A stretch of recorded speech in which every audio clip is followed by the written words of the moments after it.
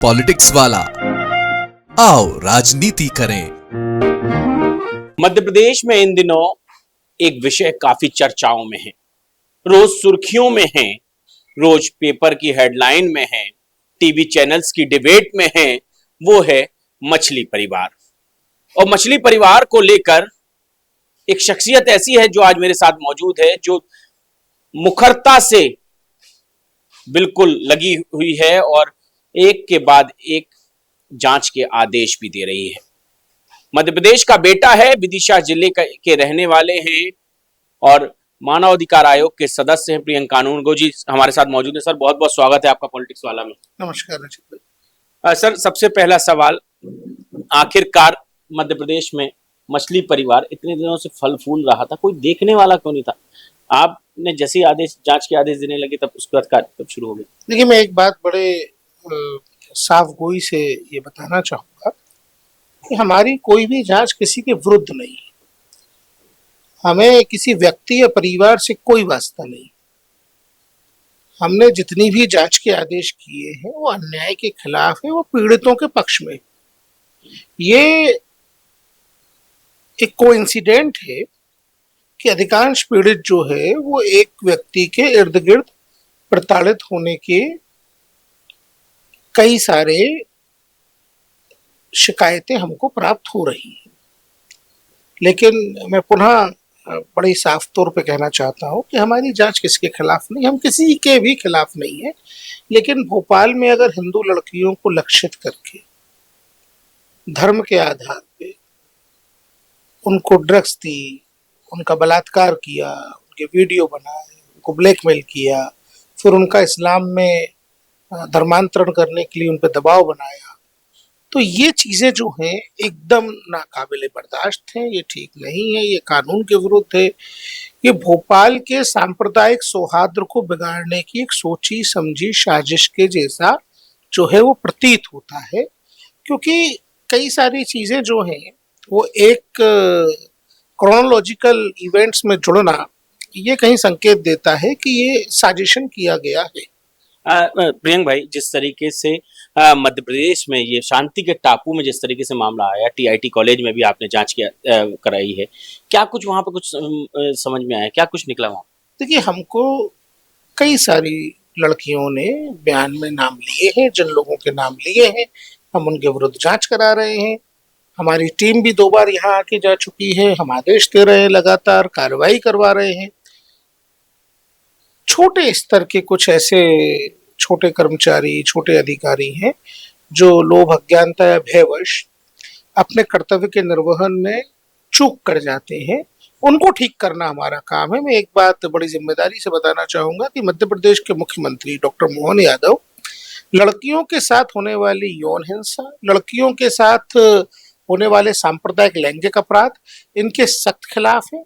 और जिस तरीके की कार्रवाई हमको डॉक्टर मोहन यादव सरकार की तरफ से देखने को मिल रही है, that is pretty much satisfactory. जिस तरीके से मैंने देखा, अपने दर्शकों को बता दूं कि कभी थाने में जाकर पुलिस वालों को आपने डांटा है, आनंद नगर चौकी पर।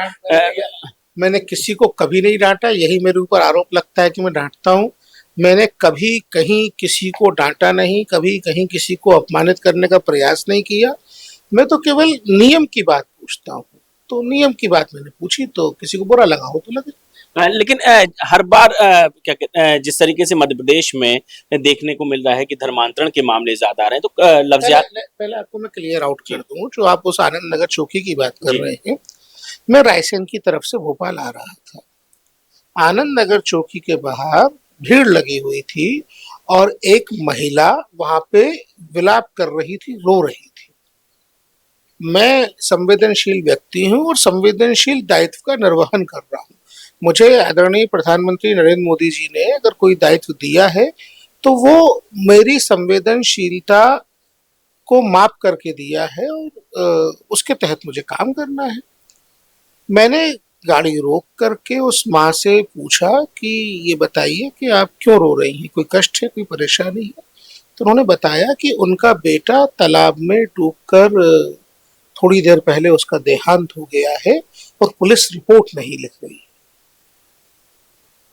ये तो संयोग की बात है कि मैं मानवाधिकार आयोग का सदस्य हूँ। जी अगर मैं इस दायित्व पर नहीं भी होता तो मैं वही करता जो मैंने उस दिन किया।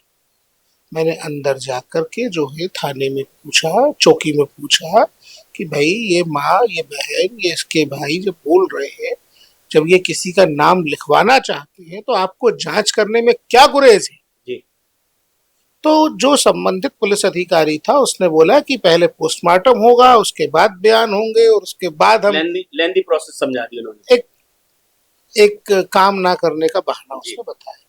तब मैंने उसको अपना परिचय दिया कि भाई मैं ये हूँ। तो उसे पता नहीं था कि आयोग क्या है। जी मैंने कहा किसी बड़े अफसर से बात करा दो। तब पता चला कि अफसर तो मौजूद ही नहीं है। मैंने कहा और बड़े अफसर से बात करा दो।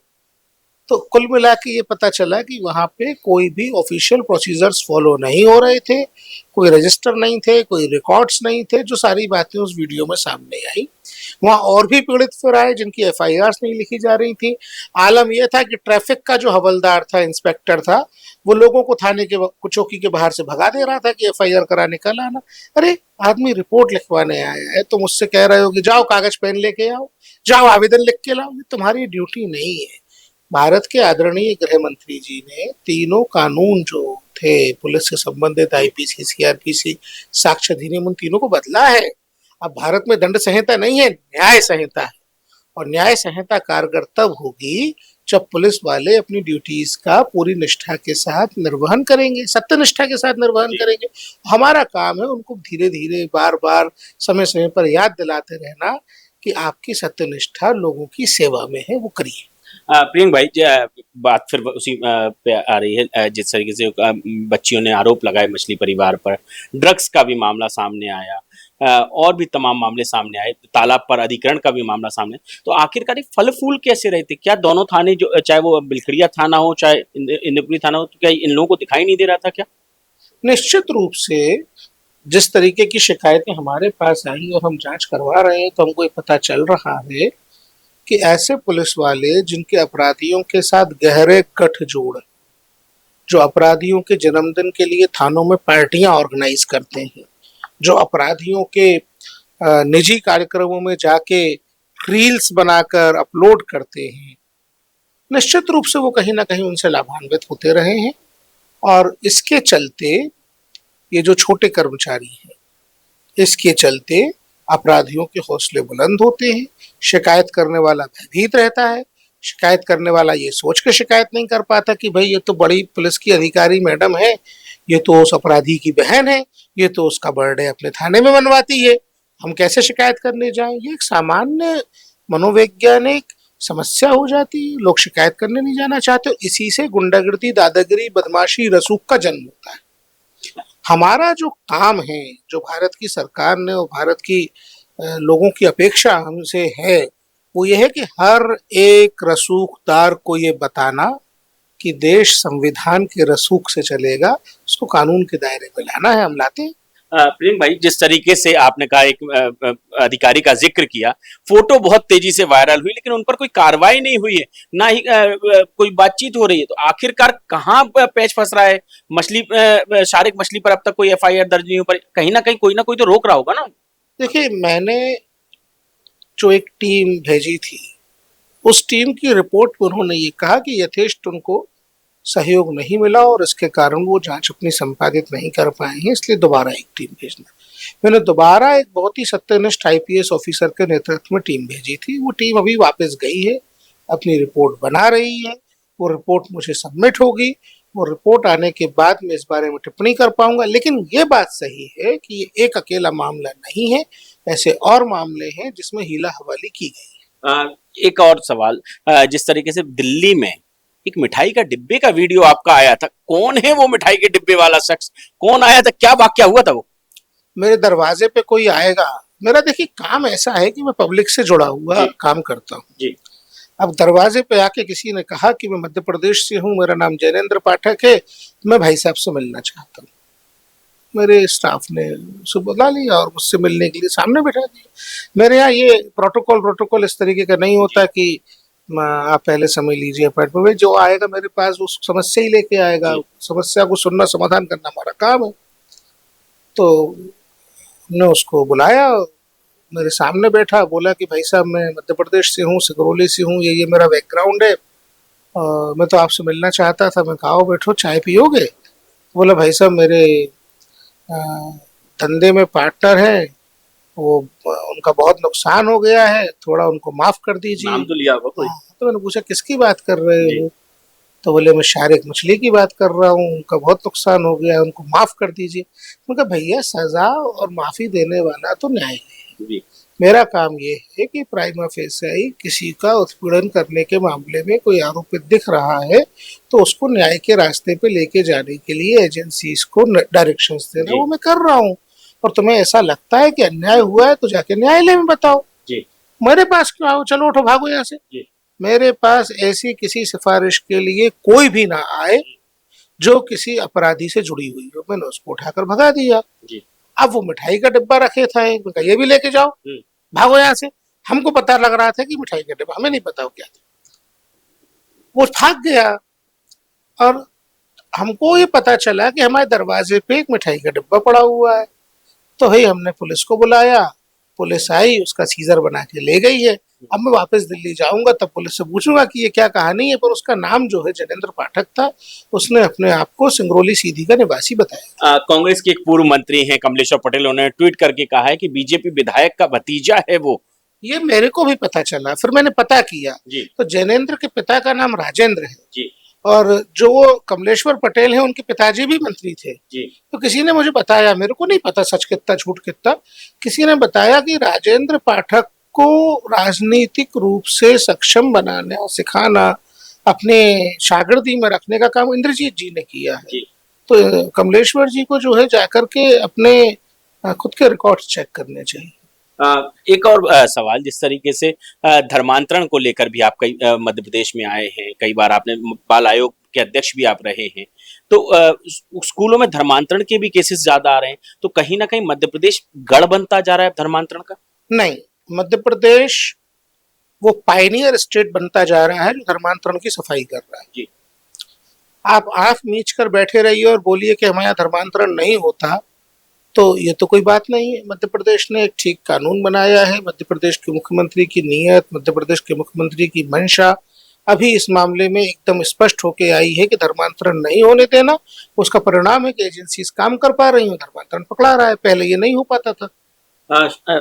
एक और आपने कल एक कारनामा किया है, एक और वीडियो सबके सामने आपने डाला है। आष्टा में भी तालाब में एक मुस्लिम परिवार का आतंक था, तो क्या वो भी मछली परिवार से जुड़ा हुआ है? देखिए, ये जो भोपाल का मछली वाला सिंडिकेट है, ये सारे छोटे छोटे जो है वो छोटे व्यापारी हैं, ये बड़ा व्यापारी है। तो ये चलते तो माफिया स्टाइल बड़ा में काम। मगरमच्छ है। हाँ, अब बड़े माफिया की तरह काम करने वाले लोग हैं। अब वहां भी एक मुसलमान का तालाब पे कब्जा था। देखिए, मध्य प्रदेश की जो मत्स्य आखेट नीति है, जो उमा जी के मुख्यमंत्री रहते बनाई गई थी, उसमें ये लिखा गया था कि कोई भी जो तालाब होगा, कोई भी जो पोंड होगा, जलाशय, रिजर्वायर, सरोवर होगा, उसमें मत्स्य पालन, मत्स्य आखेट का जो काम होगा, वो काम जो है वंशानुगत मछुआरों के समूहों को दिया जाएगा। अनुसूचित जाति, अनुसूचित जनजाति के लोगों को प्राथमिकता दी जाएगी और उसमें बकायदा जातियों के नाम लिखे गए हैं, भोई, कहार, रेकवार, बाथम, ढीमर, इन लोगों को उसमें काम देना है। ये शिकायतें हमारे पास विदिशा से आ रही हैं, ये शिकायतें भोपाल से आ रही हैं, सीहोर से आ रही हैं, रायसेन से आ रही हैं कि कई जगह परंपरागत इन अनुसूचित जनजाति जाति के लोगों के अलावा मुसलमानों ने कब्जा कर लिया है इन तालाबों पर। तो आष्टा से शुरुआत हुई है। प्रदेश भर में जो तालाब अनुसूचित जनजाति और जाति के लोगों के अधिकार के हैं, उन पर इस प्रकार से मुसलमानों ने कब्जा किया है, तो उनको हम खाली कराने का काम करेंगे। लव जिहाद की अगर हम चर्चा करें तो मुस्लिम अगर कोई महिला आती है, क्योंकि हिंदुओं पे अगर लव जिहाद होता है लड़की के साथ, तो वो अगर कोई मुस्लिम महिला आपके पास आती है कि भाई मेरे साथ हिंदू लड़के ने ऐसा किया, तो क्या प्रियंका कानून को उनके साथ खड़े होंगे? देखिए, मैं किसी भी अपराध को किसी धर्म की परिधि के भीतर नहीं देखता हूं। ये क्रिमिनल जेंडर क्राइम है, ये pattern of dominant criminal gender crime है, ये सांप्रदायिक लैंगिक अपराध हैं जो लड़कियों को बलात्कार करने, बलात्कार करके ब्लैकमेल करने, ब्लैकमेल करके उनका धर्म परिवर्तन करने के लिए होता है। और जहां मजहबी तौर पर यह बात सिखाई जा रही है, मैं उसके खिलाफ हूं और मैं उसके खिलाफ लड़ता हूं। मछली परिवार को लेकर और क्या कुछ कार्रवाई होने जा रही है, क्योंकि जिस तरीके से बार बार बात आ रही है। मैं कोई कार्रवाई नहीं, आपकी जांच रिपोर्ट कुछ पहुंची होगी। मैं कोई कार्रवाई नहीं करता हूं। सारी कार्रवाइयां जो है वो स्टेट गवर्नमेंट के अफसर करते हैं। मेरे पास तो जो शिकायत आएगी मैं निर्देश देता रहूंगा। अभी जितनी शिकायत आई है हम नोटिस जारी कर दिए, और शिकायत आएंगी और नोटिस देंगे। यह है प्रियंका कानूनगो, जिन्होंने साफ कहा कि डॉक्टर मोहन सरकार जिस तरीके से कार्रवाई कर रही है और वो भी जिस तरीके से निर्देश देते जा रहे हैं, अगर कोई भी शिकायत आएगी उनके दरवाजे, वो उसके लिए लड़ेंगे और जाकर उसके लिए जांच टीम भी बैठाएंगे। और मोहन सरकार जिस तरीके से एक्शन ले रही है उसकी भी उन्होंने तारीफ की। नमस्कार।